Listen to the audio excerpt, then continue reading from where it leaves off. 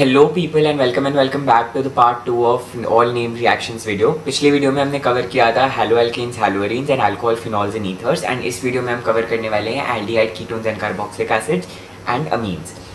सबसे पहले aldehyde, ketones and carboxylic acid के अंदर पहला जो हम नेम रिएक्शन पढ़ते हैं उसको हम कहते हैं Rosenmund's reduction. When acid chloride is hydrogenated in the presence of palladium catalyst partially poisoned by addition of barium sulphate.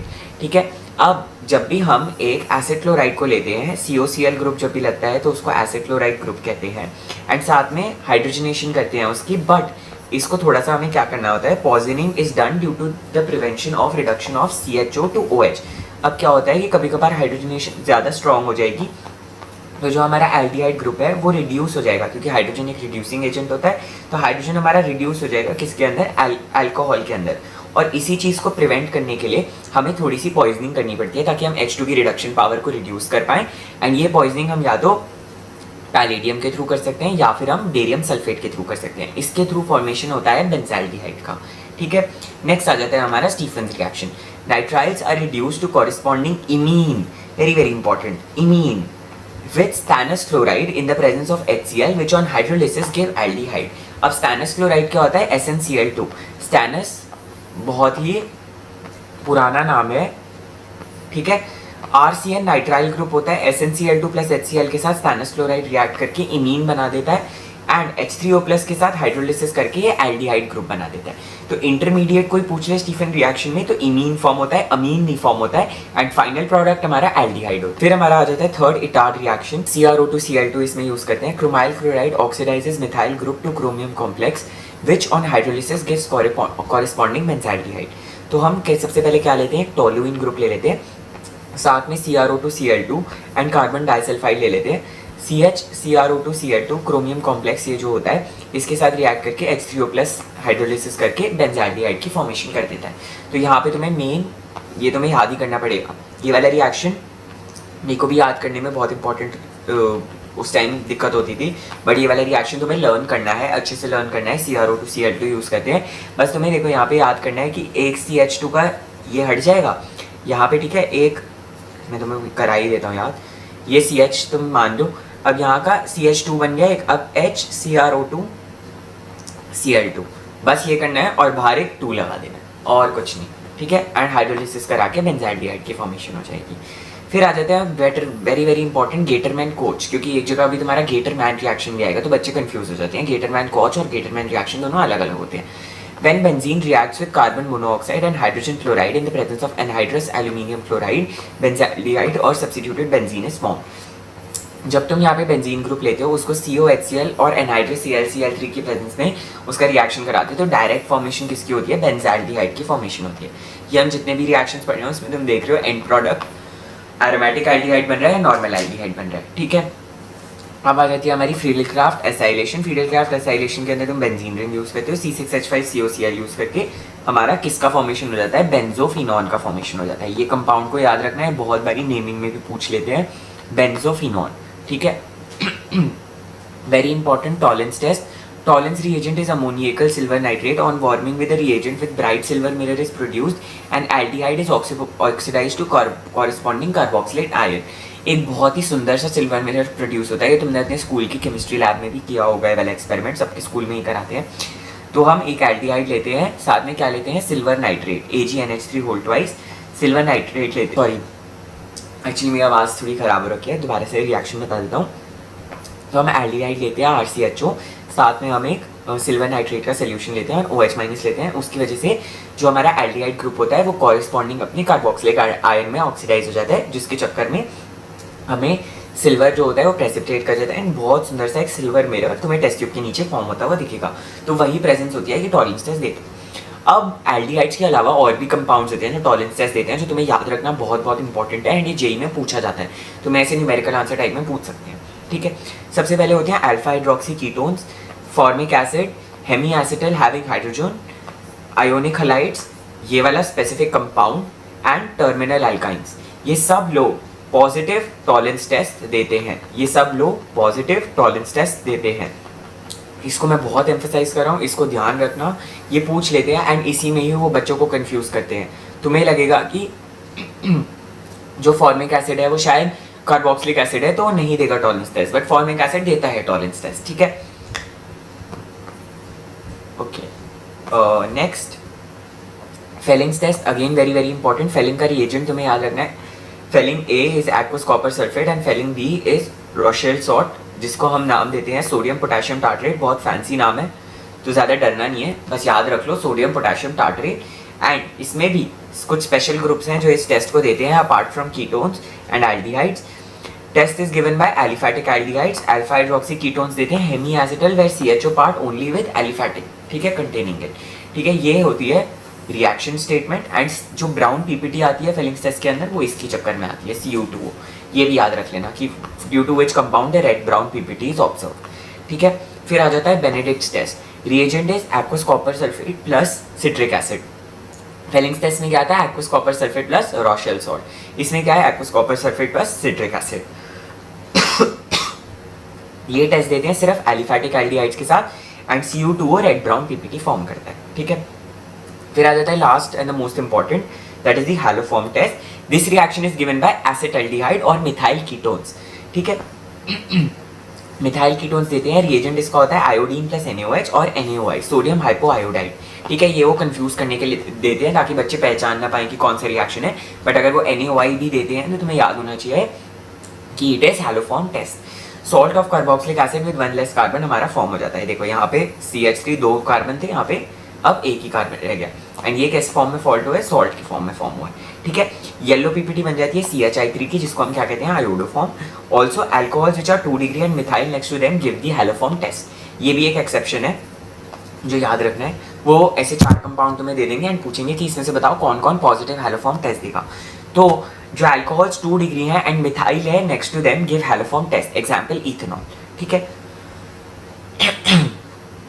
Clemmensen's reduction. In this reduction, the carbonyl group of aldehyde ketone is reduced to a CH3 group on treating with Zn amalgam with concentrated HCl, ठीक है। तो ये ketone group तुमने ले लिया ZnHg के साथ Zn amalgam। Amalgam कभी भी किसी भी मेटल को तुम मर्क्यूरी के साथ मिक्स कर देते हो तो हम उसको एक अमेलगम का नाम दे देते हैं। तो ZnHg प्लस HCl यूज करके तुम्हारा प्रोपेनॉन फॉर्म हो गया, ठीक है। Wolff-Kishner reduction, aldehyde and ketones is heated with hydrazine and KOH in high boiling point in solvents such as ethylene glycol, reduce COO to CH2 group। वहाँ पे क्या use हो रहा था? Zn amalgam plus concentrated HCl। यहाँ पे हम use कर रहे हैं KOH and ethylene glycol with hydrazine, ठीक है। NH2NH2 होता है हाइड्रोजीन का फॉर्मूला एंड ये हो गया, ये यहाँ पे CH2 ग्रुप में कन्वर्ट हो जाते हैं, ठीक है। ये इंटरमीडिएट बना हाइड्राजोन का इंटरमीडिएट। अगर तुम इंटरमीडिएट अभी नहीं भी याद रख रहे तो कोई नहीं, इंटरमीडिएट जेई एडवांस में पूछते हैं, वुल्फ-किशनर रिडक्शन का बिट चार्ट में नहीं पूछेंगे। Very very very very very very important reaction, aldol condensation and self aldol condensation. मतलब इस रिएक्शन को तो मैं जितना इंपॉर्टेंस दूं उतनी कम है, ठीक है। ये लोग तुमने बहुत इसके क्वेश्चंस प्रैक्टिस करे होने चाहिए। अभी मैं तो इसमें तुम्हें बस बेसिक इसका पढ़ा दूंगा, what is the concept, what is the mechanism being followed, but तुम्हें इसकी बहुत सारे क्वेश्चंस की प्रैक्टिस करनी पड़ेगी एल्डोल कंडेंसेशन की, नहीं तो तब से तुम खुद से कंपाउंड नहीं कर पाओगे पेपर के अंदर भी, ठीक है। Aldehyde and ketones are having at least 1 alpha hydrogen give aldol reaction। At least एक अल्फा हाइड्रोजन होना ही होना चाहिए तभी aldol रिएक्शन देते हैं। रिएजेंट्स बहुत अच्छे से याद रखना है, ये सब रिएजेंट्स है, dilute NaOH, dilute KOH, dilute BaOH whole twice या फिर dilute OH minus.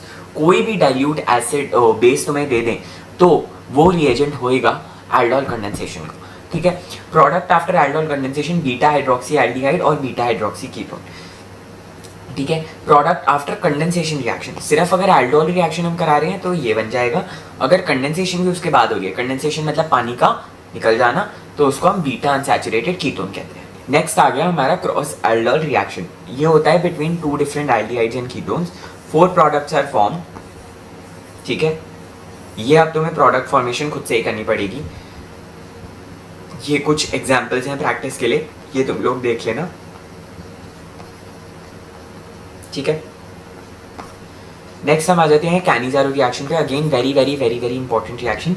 Aldehydes which do not have alpha hydrogen atom undergo self oxidation and reduction and reaction on heating with concentrated alkali. ये तुम्हारा हो गया formaldehyde, ये तुम्हारा हो गया अगेन फॉर्मेल्डिहाइड, साथ में तुमने ले लिया कॉन्सेंट्रेटेड KOH। अब इसने क्या बना दिया? Methanol plus potassium format. Cannizzaro reaction, जो भी एल्डिहाइड्स के पास अल्फा हाइड्रोजन नहीं होता है। देखो इसके पास कोई अल्फा हाइड्रोजन नहीं है, तुमने इसी के ऊपर ये लगा रखे है, तो कोई ये तो एग्जैक्ट इसी कार्बन के ऊपर है, तो ये तो अल्फा हाइड्रोजन कंसिडर नहीं होंगे, this not an alpha hydrogen. ठीक है, तो जो भी एल्डिहाइड के पास अल्फा हाइड्रोजन नहीं होते हैं वो self oxidation and self reduction undergo करते हैं। एक कंपाउंड ऑक्सीडाइज हो जाएगा, एक कंपाउंड रिड्यूस हो जाएगा। तो एक कंपाउंड ऑक्सीडाइज होके किस में चला जाएगा, हमारे कार्बोक्सिलिक एसिड वाले फॉर्म में, बट सॉल्ट की फॉर्मेशन ले लेगा, एंड एक कंपाउंड हमारा रिड्यूस होके इथेनॉल मतलब अल्कोहल वाली फॉर्म में आ जाएगा।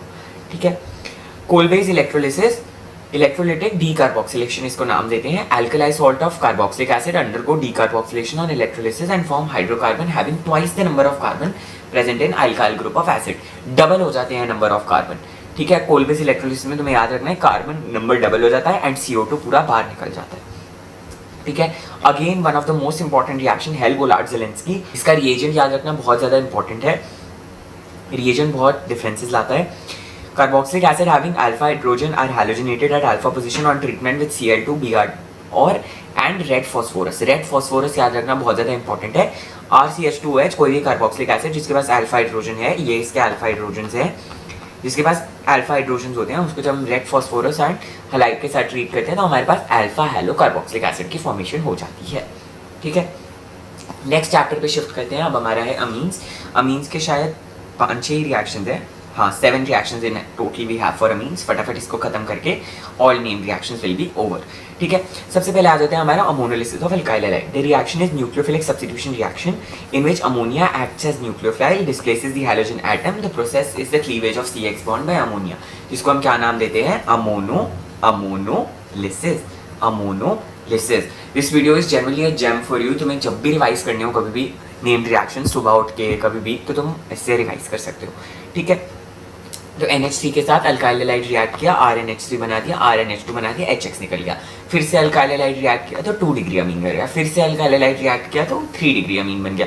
फिर से अल्काइल हैलाइड रिएक्ट किया तो क्वाटरनरी अमोनियम सॉल्ट बन गया। ये एग्जैक्ट मैंने कहाँ से उठाया है, one and only book NCERT। इसलिए मैं कहता हूँ केमिस्ट्री के लिए NCERT मोस्ट इंपॉर्टेंट बुक है। ठीक है, for the formation of primary amine we have to take NH3 in excess में लेना पड़ता है हमें NH3। Very important reaction, Gabriel phthalimide synthesis, one of the most important reactions I must say, favourite होता है सारे टीचर्स का पूछने के लिए, एग्जामिनर्स का भी पूछने के लिए। सबसे पहले तो तुम्हें थैलेमाइड आयन का स्ट्रक्चर याद रखना बहुत ज़्यादा इंपॉर्टेंट है। स्ट्रक्चर्स, ऑर्गेनिक केमिस्ट्री के अंदर इट्स ऑल अबाउट स्ट्रक्चर्स। जितने अच्छे से तुम स्ट्रक्चर्स ड्रॉ कर सकते हो, जितने अच्छे से तुम स्ट्रक्चर्स को रिमेंबर कर सकते हो, जितने अच्छे से तुम स्ट्रक्चर्स की ज्योमेट्री को समझ सकते हो कि पैरा क्यों स्टेबल होगा, ऑर्थो क्यों स्टेबल होगा, मेटा प्रोडक्ट क्यों स्टेबल होगा, उतना better you would be able to solve the questions specially in organic chemistry. ठीक है, पहले तुम्हें थैलेमाइड आयन के साथ फर्स्ट रिएक्शन जो होता है वो एक एसिड बेस रिएक्शन होता है। KOH क्या है, एक बेस है। तुमने ये बेस लिया, इसने यहाँ पे H को ले गया, वो क्योंकि बेस को फटाफट H लेना होता है तो उसने H ले लिया एंड K वहाँ जाके जुड़ गया। अब ये कौन सा आयन बन गया, पोटेशियम थैलेमाइड आयन बन गया। पोटेशियम थैलेमाइड आयन के साथ सेकंड रिएक्शन होता है हमारा न्यूक्लियोफिलिक सब्स्टिट्यूशन रिएक्शन। तो इसके लिए हमने क्या लिया, एक अल्काइल हैलाइड लिया। अल्काइल हैलाइड लिया, उसने K ग्रुप को रिप्लेस करके यहाँ पे अपने फटाफट R ग्रुप को डाल दिया, तो यह बन गया N alkyl halide. N alkyl halide third के साथ थर्ड रिएक्शन हमारा होता है हाइड्रोलिसिस। हाइड्रोलिसिस हमने किसके थ्रू किया है, थ्रू सोडियम हाइड्रोक्साइड। इससे हमारी क्या हो गई, 1 डिग्री अमीन की फॉर्मेशन हो गई एंड ये हमारा बाई प्रोडक्ट बन गया। ये हमारा क्या बन गया, बाई प्रोडक्ट बन गया। ठीक है, why can't we prepare aromatic amines? very important। CBSE में आई थिंक 2025, 2024, 2023 का मोस्ट रिपीटेड क्वेश्चन था ये मेरे टाइम पे। Why can't we prepare aromatic amines from Gabriel thalamide synthesis? Gabriel thalamide synthesis से aromatic amines इसलिए नहीं प्रिपेयर कर सकते क्योंकि बीच में मैंने अभी तुम्हें बताया, फर्स्ट क्या होता है हमारा एसिड बेस रिएक्शन, सेकंड क्या होता है हमारा न्यूक्लियोफिलिक सब्स्टिट्यूशन रिएक्शन, थर्ड क्या होता है हमारा हाइड्रोलिसिस रिएक्शन। तो जो सेकंड स्टेप पे रिएक्शन हो रहा है वो एक न्यूक्लियोफिलिक सब्स्टिट्यूशन रिएक्शन है। एंड तुम्हें पता है अराइल हैलाइड्स किसी भी टाइप का न्यूक्लियोफिलिक सब्स्टिट्यूशन रिएक्शन देने के कंपैटिबल नहीं होते हैं। हेंस ये रिएक्शन सिर्फ प्राइमरी एलिफैटिक अमीन्स ही फॉर्म कर सकता है, सिर्फ प्राइमरी एलिफैटिक अमीन्स ही फॉर्म कर सकता है। ठीक है, हॉफमैन ब्रोनामाइड डिग्रेडेशन, इसको हम क्या कहते हैं, HBD रिएक्शन। HBD से तुम हैप्पी बर्थडे रिएक्शन भी याद रख सकते हो। When acid amide react with Br2 in the presence of alkali and primary amine is formed with 1 less carbon than the parent amide. अब तुम इसको किससे याद करो, हैप्पी बर्थडे से अगर तुम याद करो तो हैप्पी बर्थडे पे, दो this is a very negative analogy, but याद करने के लिए तुम इसको याद रख सकते हो कि हैप्पी बर्थडे पे तुम्हारी उम्र, मतलब तुम 1 साल और कम हो जाते हो। ठीक है, तुम्हारी उम्र वो हो जाती है, कम हो जाती है। ठीक है। तो इन द सेंस तुम डेथ के और क्लोज आ रहे हो, मतलब मैंने एनालॉजी बनाई थी, अगर तुम्हें ऐसे नहीं याद करना तो नॉर्मली याद कर लो, ठीक है। तो इन द सेंस जो भी ये प्रोडक्ट बनाएगा उसमें एक कम कार्बन होएगा जो इसका ओरिजिनल रिएक्टेंट था, ठीक है। तो मैंने तो ऐसे याद रख रखा था, तो मेरे को याद था, ठीक है। वेरी इंपॉर्टेंट जेई 2022 के अंदर ही मैंने नोट कर रखा था, एक PYQ था जिसमें पूछ रखा था कि कितने रेशियो में Br2 और KOH यूज होता है। तो कितने रेशियो में यूज होता है, 1:4 के रेशियो में यूज होता है, ठीक है। कार्बाइलमीन reaction, primary amines on heating with CHCl3 and ethanolic KOH to form isocyanide और कार्बाइलमीन with foul smell।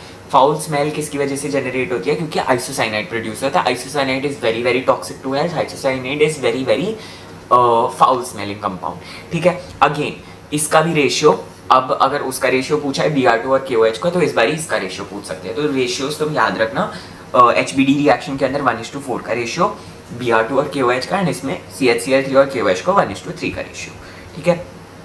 नेक्स्ट आ जाती है reaction with aryl sulfonyl fluoride, जिसको हम क्या कहते हैं, हिंसबर्ग्स रिएजेंट या हिंसबर्ग्स रिएक्शन के नाम से भी इसको जाना जाता है, हिंसबर्ग्स रिएजेंट। ये स्ट्रक्चर तुम्हें याद रखना है, use to differentiate between 1 degree 2 degree and 3 degree amines.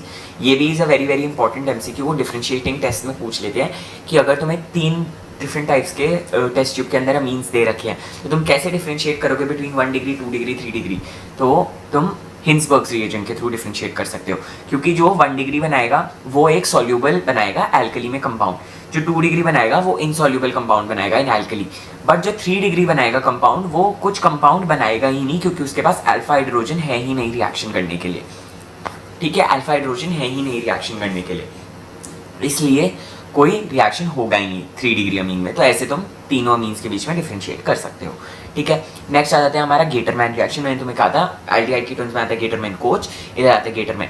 उधर हम क्या बना रहे थे, हमने नॉर्मल बेंजीन लिया था प्लस उसमें COHCl डाल दिया था, तो हमारा क्या फॉर्म हो गया था, बेंजाल्डिहाइड। अब इधर क्या है, हमारे पास डाइजोनियम साल्ट है, स्पेसिफिकली बेंजीन डाइजोनियम क्लोराइड, जिसमें हम COHCl डाल रहे हैं तो हमारा क्लोरोबेंजीन बन रहा है, अगर COHBr डाल रहे हैं तो हमारा ब्रोमोबेंजीन बन रहा है, ठीक है। फिर आ जाते हैं कपलिंग रिएक्शन, जिसको हम डायजोटाइजेशन रिएक्शंस भी कहते हैं। Diazonium salt acts as electrophile and bring about substitution in electron rich aromatic rings such as phenol and amines, ठीक है। This result in the formation of specific dyes. ये तुम्हारा बेंजीन डाइजोनियम सॉल्ट है, ये phenol के साथ इसके alpha hydrogen के साथ रिएक्शन करके पी हाइड्रोक्सी एजोबेंजीन जो ऑरेंज कलर में होता है वो डाई बना देता है। दूसरा, अगर ये अमीन के साथ रिएक्शन करता है तो ये येलो डाई बना देता है, जिसको हम पी अमीनो एजोबेंजीन कहते हैं, ठीक है। With this we come to the end of all named reactions, ठीक है। So thanks for watching the video. I hope तुम्हें वीडियो बहुत अच्छी लगी होगी and this will serve as a very good revision for all of you, ठीक है। Video में बहुत मेहनत लगी है, मेरी आवाज़ भी बहुत ख़राब चल रही है बिकॉज मैं बहुत सारी वीडियोस तुम लोगों के लिए रिकॉर्ड कर रहा हूँ, तो मेरी आवाज़ पूरी बैठ चुकी है, but still this was the last video and अभी I will keep on uploading content. So do like, share and subscribe and do not forget to hype the video. It makes a very good difference for me. And channel को subscribe मत भूलना। अगर तुम इतने and तक आए हो तो तुम्हें वीडियो बहुत अच्छी लगी होगी। So bye bye.